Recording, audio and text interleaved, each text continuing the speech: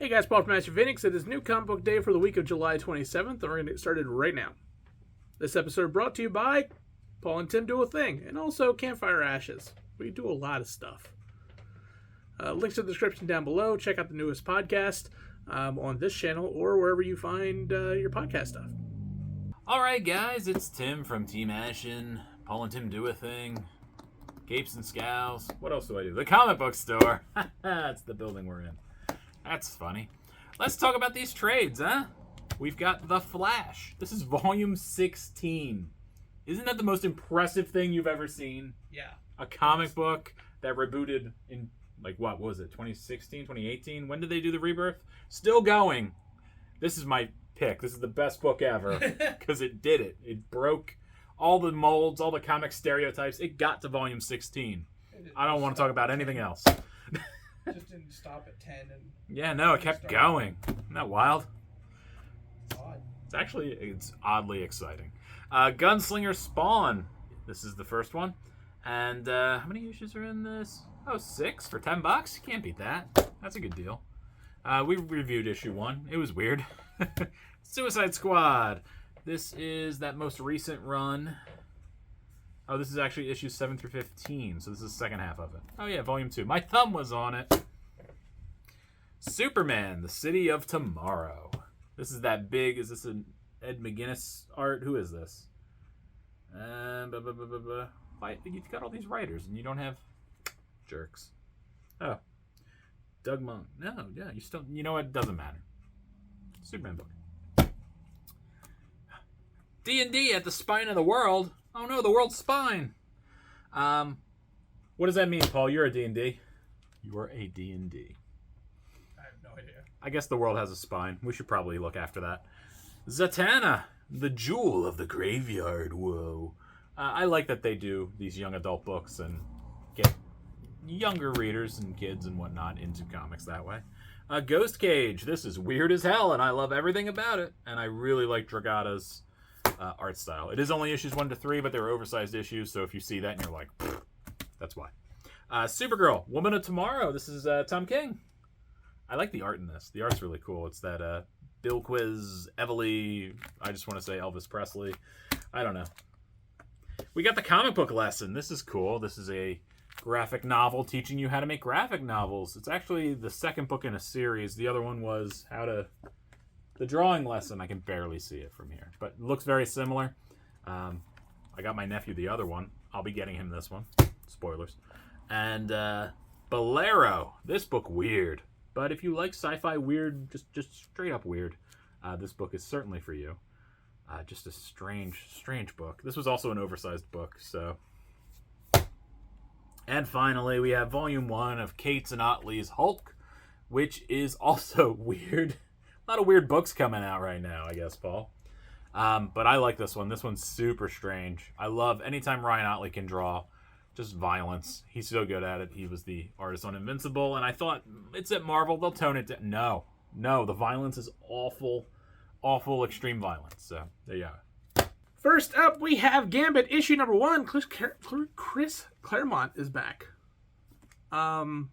This is a fun series. It's a fun book. Unfortunately, it does kind of suffer from a lot of you needed to know what's going on. I mean, they do a somewhat good job of explaining how they got here, but it is Gambit kind of living his life out on the streets. Why is he doing that? I don't know. Last time I looked, he was married to Rogue and is not around. And we have a smaller version of Storm, who has been de-aged, and they're on the hunt for the Shadow King. If you can follow that, this is a pretty good story. Like I said, it just a lot is needed to kind of set the pace for this and set the story, and as a result, I think it loses a little bit something. But if you're up on the X-Men, or if you're just looking for an interesting series, definitely is one to check out. If not, I mean, that's up to you. All right, first up for me is I Hate This Place, issue 3. It's our old friend Kyle Starks, and this is still a fun series. They are still stuck on the farm, which is quite infested with ghosts, ghoulies, and other baddies. They have hired this gentleman, who is a ghost hunter, and he is going to try to help them figure it out. It's a really cool way to move the plot along. It ends so good, and I'm just like, man, you keep me going on this ride. It's so good. Basically, you have the couple trying to escape. They're trying to just logically figure this out. They're like, clearly there's ghosts. Clearly things not good. Let's see if this guy knows his stuff. Surprisingly, the guy does know his stuff. But is he going to put them in a more dangerous scenario? Is he going to figure it out? It seems pretty hopeless. And I also wonder, can he even get out of here if he does figure it out? I do like that he talks about other cases he's been on, and he's like, yeah, sometimes it don't go right. Sometimes I just don't know what to do. So it's taking a very serious approach to ghost hunting, which I feel like TV has never done, because it's always like, it's fake, because they faked it. I'm not saying ghosts are fake. I'm saying they fake those shows, and I think that's sad. Anyways, I enjoyed it. And my pick of the week, it is Mechanics issue number 1. This is an interesting one. Basically, you're talking about 2 mechanics. But what do they fix? They fix temporal engines on time machines. We are living in a world where people can go to anywhere that they want and witness time. They can't touch it. They can't tamper with it. And there are shields in place created by these mechanics. We have a Carmen Sandiego type woman who tries to change all that. The art is interesting. It gives you just enough to be able to understand the plot line. But it was fun. It was very heartwarming. The interactions between the 2 characters just felt organic and felt real, with an interesting twist that you didn't really see coming until it happened. And yeah,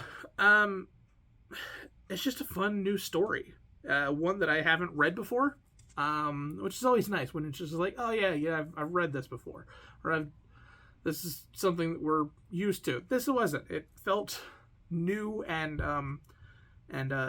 especially, like I said, heartwarming. So if you want to try a flyer on a new book, something you probably haven't checked out before, this is the book to grab.